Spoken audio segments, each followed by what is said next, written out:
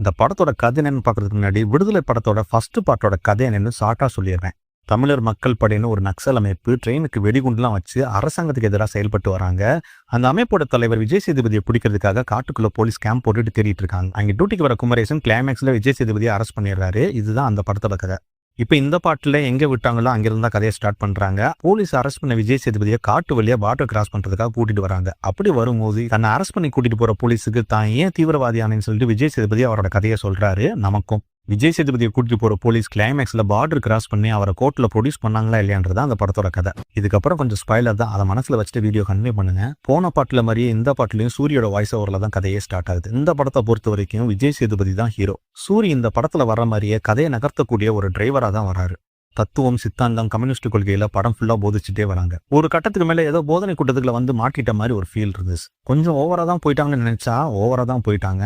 அந்த அளவுக்கு படம்